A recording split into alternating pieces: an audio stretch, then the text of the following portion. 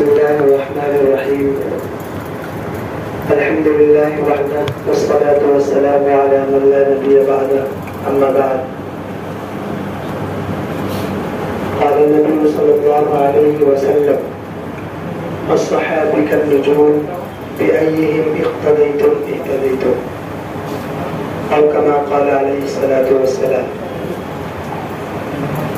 کہ محمد سے وفا تو نے تو ہم تیرے ہیں، کہ محمد سے وفا تو نے تو ہم تیرے ہیں، یہ جہاں چیز ہے کیا لوح و قلم تیرے ہیں۔ محمد کی محبت دین حق کی شرط اول ہے، محمد کی محبت دین حق کی شرط اول ہے، اسی میں ہو اگر خامی تو سب کچھ نامکمل ہے۔ میرے واجب الاحترام معزز حضرات، اللہ تبارک و تعالی نے اس دنیا کو وجود میں لانے کے بعد اپنے احکامات و پیغامات اپنے بندوں تک پہنچانے کے لیے ہر زمانے اور ہر دور میں نبیوں اور رسولوں کو بھیجتا رہا، اور انسانوں کو کس طریقے سے کس نہج پر زندگی گزارنی چاہیے، یہ ساری باتیں اللہ تبارک و تعالی نے اپنے نبیوں کے ذریعے پوری انسانیت تک پہنچوا دیا۔ اب ضرورت اس بات کی ہے کہ اللہ تبارک و تعالی بندوں سے کیا چاہتے ہیں، اللہ تبارک و تعالی نے اس دنیا کے اندر ہمیں کیوں بھیجا، اور کیسی زندگی اللہ رب العزت کو مطلوب ہے، ان ساری باتوں کو سمجھ کر انسانوں کو زندگی گزارنی چاہیے۔ اسلامی کیلنڈر کے اعتبار سے محرم الحرام کا مہینہ چل رہا ہے، اور آج تقریباً 20ویں تاریخ ہے۔ اس ماہ محرم کے اندر اس کے فضائل کے حوالے سے محرم کے پہلے ہفتے میں بہت ساری گفتگو ہوئی تھی۔ میں نے ایک حدیث مبارکہ تلاوت کی جس کے اندر اللہ کے رسول علیہ السلام نے ارشاد فرمایا: الصحابہ کالنجوم بأیہم اقتدیتم اہتدیتم، میرے صحابہ ستاروں کے مانند ہیں، جس کی بھی اقتدا کرو گے راہیاب ہو جاؤ گے، کامیاب ہو جاؤ گے، فلاح کو پہنچ جاؤ گے، راستہ پا جاؤ گے۔ اللہ تبارک و تعالی نے مسلمانوں کے لیے اور رہتی دنیا تک کے انسانوں کے لیے ہدایت کی چیز اور ہدایت نامہ بطور قرآن کی عطا فرمایا ہے۔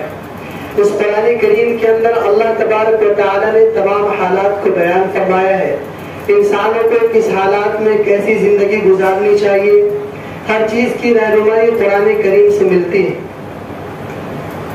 لہذا آقا کریم علیہ السلام نے اپنے 23 سالہ قلیل عرصے کے اندر پوری انسانیت کو اللہ تبارک و تعالیٰ کے احکامات کو بتلا دیا، اور احکام شرعیہ کو نافذ کر دیا، اور اس کے پہنچانے والے، اس کی حفاظت کرنے والے، اس کو پوری دنیا میں عام کرنے والے صحابہ کرام کی مقدس جماعت ہے۔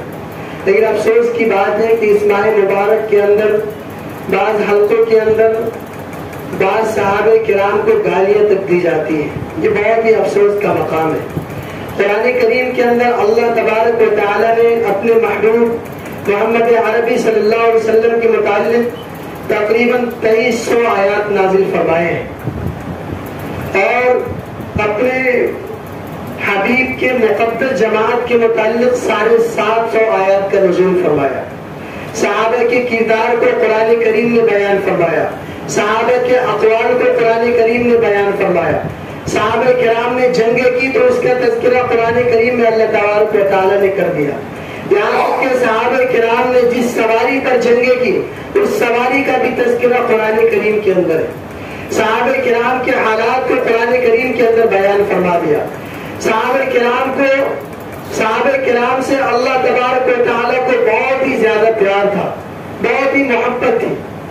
جنگ بدر کے اندر آقا کریم علیہ السلام جب 313 کی جماعت کو لے کر پہنچے، اور اللہ کے رسول علیہ السلام ٹیلے پر چلے گئے اور سجدہ ریز ہو گئے، اور اس وقت اللہ تبارک و تعالی سے دعا فرمائی تھی کہ اے بارے الہ، اگر اس مختصر سی جماعت کو آپ نے فتح یاب نہ کیا اور اسے باقی نہ رکھا تو روئے زمین پر آپ کا نام لینے والا کوئی نہیں رہے گا۔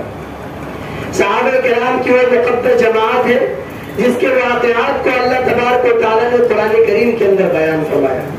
حدیث پاک کے اندر ایک ادنیٰ صحابی کا واقعہ ملتا ہے کہ ایک صحابی جو پیشے سے لوہار تھا، دن بھر لوہے ٹوٹتا تھا، اور شروع زمانے میں ابتدائی اسلام کے جب روزے کی فرضیت ہوئی تو اس وقت 24 گھنٹے کا روزہ فرض تھا، سحری کا وجود نہیں تھا، بلکہ شرعی اعتبار سے یہ حکم تھا کہ عشاء کی نماز کے بعد تراویح کے فراغت کے بعد سونے سے پہلے جو کھانا کھا لے وہی سحری ہے، اس کے بعد پھر کھانے کا تصور بھی نہیں تھا، اور صحابہ کرام رات کا کھانا تناول فرمانے کے بعد اگلے دن غروب آفتاب تک بھوکے پیاسے رہتے تھے تو روزہ ہوتا تھا۔ صحابہ کرام کی مقدس جماعت میں ایک ادنیٰ سا مزدور صحابی جو دن بھر لوہے کوٹتا تھا، ایک دفعہ ایسا ہوا کہ رمضان المبارک کے مہینے کے اندر اس نے روزے رکھ کر دن بھر مزدوری کی اور شام کو افطار کے وقت نماز مغرب ادا کی، پھر جب عشاء کا وقت آیا تو عشاء کی نماز ادا کرنے کے بعد تراویح کی نماز ادا کی اور بغیر کھائے تھکاوٹ کی وجہ سے سو گئے، نیند آ گئی۔ جب اس کی آنکھیں کھلی تو تہجد کا وقت ہو چکا تھا اور انہوں نے جلدی میں کچھ کھا لیا، تو اللہ تبارک و تعالیٰ نے قرآن کریم کے اندر آیت نازل فرما دی اور اس وقت سے شریعت کا دستور بنا دیا کہ جس وقت میرے اس صحابی نے اللہ کے رسول کے اس مخلص دوست نے سحری کھائی ہے اسی وقت سے روزے کا افتتاح ہوگا، اسی وقت سے روزے کا آغاز ہوگا۔ تو میرے دوستو، ایک ادنیٰ سے صحابی کا مقام و مرتبہ، اس کی عظمت اللہ تبارک و تعالیٰ کے نزدیک بہت بڑا ہوا ہے۔ اسی وجہ سے آقا کریم علیہ الصلوۃ والسلام نے کہا کہ ہمارے صحابہ ستارے کے مانند ہیں، جس کی بھی اقتدا کرو گے راہیاب ہو جاؤ گے، کامیاب ہو جاؤ گے۔ قرآن کریم کے 30ویں پارے میں ایک صحابی کا واقعہ ملتا ہے۔ ایک دفعہ آقا کریم علیہ الصلوۃ والسلام مسجد کے اندر تشریف فرما تھے، صحابہ کرام کا مجمع تھا۔ ایک صاحب آ کر یہ کہتے ہیں کہ شرفائے مکہ میں سے کچھ حضرات آپ کی خدمت پہ آنا چاہتے ہیں۔ مجلس جمی ہوئی تھی، صحابہ کرام کی مجلس کے اندر ایک پھٹے چیترے کپڑے پہنے ہوئے ایک نابینا صحابی حضور کے نہایت ہی قریب بیٹھے ہوئے تھے۔ تو آقا کریم علیہ الصلوۃ والسلام کے ذہن کے اندر یہ شبہ پیدا ہوا کہ ہو سکتا ہے شرفائے مکہ ان کو دیکھ کر آنا پسند نہ کرے، اور حضور صلی اللہ علیہ وسلم کے ذہن و دماغ کے اندر شرفائے مکہ کے اسلام میں داخل ہونے کا لالچ آ گیا۔ لہذا آقا کریم علیہ الصلوۃ والسلام نے اس نابینا صحابی کو حکم دیا کہ آپ اٹھ کر باہر چلے جاؤ۔ اللہ تبارک و تعالیٰ کو اتنا پیار تھا صحابی سے اور ہر صحابہ کرام سے کہ اللہ تبارک و تعالیٰ نے عرش پر جبرائیل امین کو حکم دیا کہ اے جبرائیل جلدی کرو اور حضور کی خدمت میں جاؤ، اور سورہ عبس کی آیت نازل فرمائی، عبس وتولی ان جاءہ الاعمى وما يدریک لعلہ یزکیٰ۔ حضور پیغمبر محمد عربی صلی اللہ علیہ وسلم پر وحی نازل ہوئی کہ آپ نے جس کی وجہ سے اس صحابی کو باہر کیا ہے، یہ اس سے زیادہ دین سیکھیں گے اور اس سے زیادہ عظمت اس کے دل میں ہے، اس سے زیادہ مقام و مرتبہ ہمارے نزدیک اس نابینا صحابی کا ہے جس کے بدن پہ پھٹے ہوئے چیترے۔ تو آپ یقین کریں اللہ تبارک و تعالیٰ کو کتنا پیار ہے صحابہ کرام سے۔ اللہ تبارک و تعالیٰ نے صحابہ کرام کے فقر و فاقے کو بھی قرآن کریم کے اندر تذکرہ فرمایا۔ اما عائشہ رضی اللہ تعالی عنہ کے اوپر جب تہمتیں لگی اور منافقوں نے تہمت لگائے تو اللہ تبارک و تعالیٰ نے 17 آیتوں کا نزول کیا قرآن کریم کے اندر، اس کی طہارت اور پاکیزگی کو بیان کیا،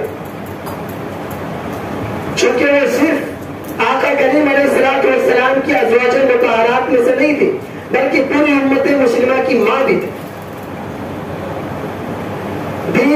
بیشتر حصہ شریعت اسلام کا بیشتر حصہ اور بہت سارے مسائل حضرت عائشہ صدیقہ رضی اللہ عنہ کے توسط سے اس امت کو ملا ہے. واقعہ معراج کے تعلق سے حدیث پاک کے اندر آتا ہے کہ آقا کریم علیہ الصلوۃ والسلام کو جب معراج کا تحفہ ملا، اللہ تبارک و تعالی نے جتنے بھی انبیاء کو اس دنیا کے اندر بھیجا تمام نبیوں کو معجزات عطا فرمائے تاکہ عام انسانوں سے امتیاز ہو سکے اور اس معجزات کے ذریعے ہر نبی اور رسول اللہ کے نبی اور رسول ہونے کا اظہار کر سکے. لہذا اللہ تبارک و تعالی نے آقا کریم علیہ الصلوۃ والسلام کو بھی بہت سارے معجزات سے نوازا. محدثین کرام نے لکھا ہے کہ تمام نبیوں کے معجزات کو ایک طرف رکھا جائے اور حضور پنور محمد عربی صلی اللہ علیہ وسلم کے معجزات کو ایک طرف رکھا جائے تو حضور پنور محمد عربی صلی اللہ علیہ وسلم کی زندگی کے اندر جو معجزات رونما ہوئے ہیں وہ تمام نبیوں کے معجزات سے بڑھ جائیں گے. ہر اعتبار سے آقا کریم علیہ الصلوۃ والسلام بڑے ہوئے تھے. تو اللہ تبارک و تعالی نے ہمارے نبی کو محمد عربی صلی اللہ علیہ وسلم کو چند بڑے بڑے معجزات عطا فرمائے. ان میں سب سے بڑا معجزہ قرآن عظیم کی شکل میں ہے جو قیامت تک کی انسانیوں کے لیے ہدایت نامہ ہے، پوری انسانیت کے لیے، صرف مسلمانوں کے لیے نہیں. اس قرآن عظیم کے اندر اللہ تبارک و تعالی نے ایسے ایسے انکشافات بیان فرمائے جس سے غیروں نے، یہودیوں نے، نصرانیوں نے، عیسائیوں نے قرآن کی تخریج کر کے قرآنی آیات کا ترجمہ پڑھ کر اس سے استنباط کر کے چاند پر پہنچ گئے. پوری دنیا کو اپنے تابع کر لیا، پوری دنیاوی معیشت کو اپنے قابو میں، اپنے کنٹرول میں کر لیا. یہ صرف قرآن کا اعجاز ہے. قرآن کی تعلیمات کو پڑھ کر غیر کہاں سے کہاں پہنچ گئے. انسانی عقل کی تصورات جہاں تک نہیں جا سکتی وہاں تک انسان پہنچ گئے، چونکہ اللہ تبارک و تعالی نے ایسے ایسے حقائق کا انکشاف کیا ہے قرآن عظیم کے اندر. 27ویں پارے کے اندر سورہ حدید ایک سورت ہے. حدید کے معنی آپ کو پتہ ہے، لوہے کے آتے ہیں. اللہ تبارک و تعالی نے سورت کے اندر لوہے کے اور معدنیات کے زمین کے اندر جو ذخائر ہیں اس کو بیان کیا ہے. اس سے انسان کس طریقے سے لطف اندوز ہو سکتا ہے ان ساری تفصیلات کو بیان کیا ہے. لیکن افسوس کی بات یہ ہے کہ آج مسلمان قرآنی تعلیمات سے کوس دور ہیں. تو میں یہ عرض کر رہا تھا کہ اللہ تبارک و تعالی نے ہمارے نبی کو بہت سارے معجزات عطا فرمائے.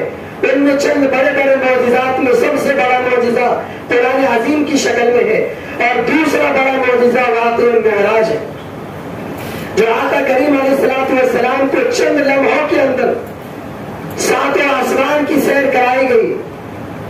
آسمان دنیا سے عرش تک اٹھایا گیا، عرش تک بلایا گیا.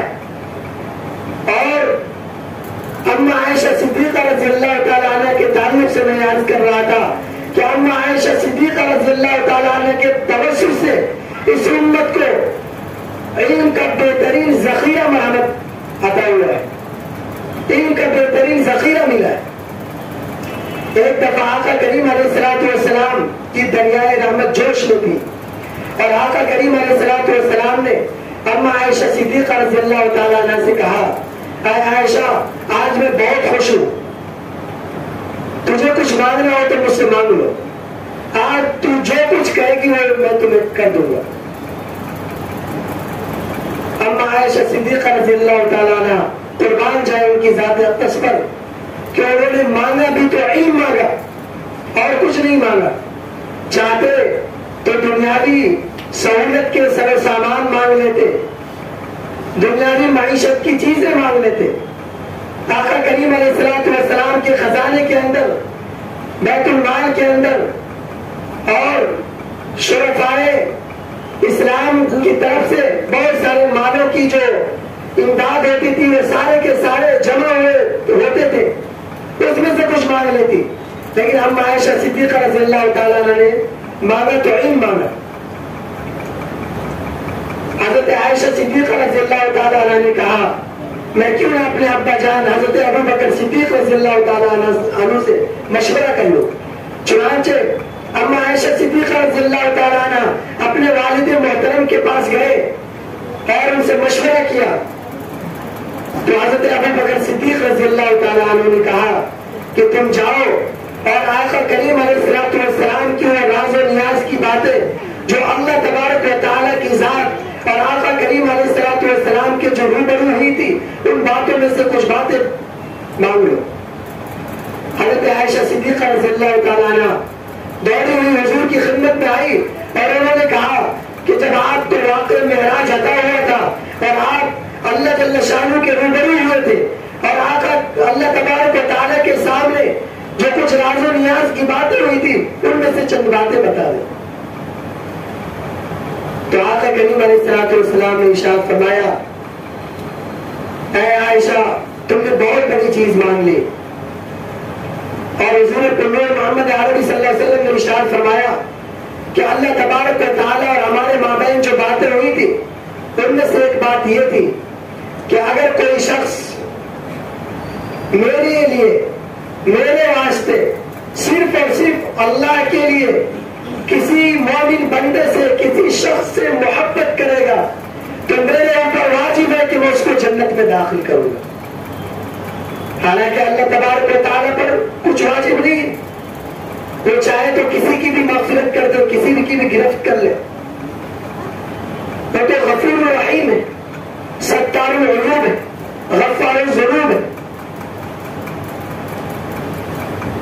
تو حضرت عائشہ صدیقہ رضی اللہ تعالیٰ عنہ بہت خوش ہوئی, خوشی میں اچھل گئی اور دوڑی ہوئی حضرت ابو بکر صدیق رضی اللہ تعالیٰ عنہ کے پاس آئی اور انہوں نے کہا کہ میں نے پوچھا اور ایک بات حضور پنور صلی اللہ علیہ وسلم نے بتائی. کہا وہ کیا بات ہے ذرا بتاؤ. حضرت عائشہ صدیقہ رضی اللہ تعالیٰ نے بتایا کہ حضور پنور محمد عربی صلی اللہ علیہ وسلم کے مابین واقع معراج میں عرش بری پر جو باتیں ہوئی ان میں سے ایک بات یہ تھی کہ اللہ جل شانہ نے اپنے اوپر لازم کر لیا ہے کہ اگر کوئی اس کی ذات کے لیے کسی مومن بندے سے محبت کرتا ہے کسی مومن بندے سے الفت رکھتا ہے تو اللہ تبارک و تعالیٰ اپنے اوپر لازم قرار کر لیے ہیں کہ اس کو جنت میں داخل کر دے. حضرت ابو بکر صدیق رضی اللہ تعالیٰ عنہ نے جب اس باتوں کو سنا تو رونے لگے, آنکھوں سے آنسو جاری ہو گئے, داڑھی مبارک پر ہو گئی. حضرت عائشہ صدیقہ رضی اللہ تعالیٰ عنہ نے کہا کہ ابا جان یہ تو خوشی کی بات ہے, یہ تو بہت چھوٹا عمل ہے کہ اللہ کے واسطے کسی مومن بندے سے محبت کر لی جائے. دو مومن بندوں کے درمیان جب رنجشیں ہو تو اس کے اندر صلح کرا دیا جائے, آپس میں محبتیں اور اتفاق اور ایک دوسرے سے ملا دیا جائے, یہ تو بہت خوشی کی بات ہے. تو حضرت ابو بکر صدیق رضی اللہ تعالیٰ نے کہا کہ عائشہ تم نے اس کے دوسرے پہلو کو نہیں دیکھا.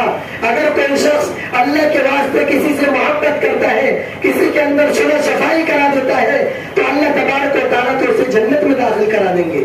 لیکن اگر کوئی شخص کسی سے اللہ کے واسطے نفرت کرتا ہے کسی مومن بندے سے رنجش رکھتا ہے دل کے اندر کدورت رکھتا ہے اور آپس میں لڑائیاں کرواتا ہے فساد کرواتا ہے جھگڑے کرواتا ہے تو ایسے شخص کا انجام کیا ہوگا.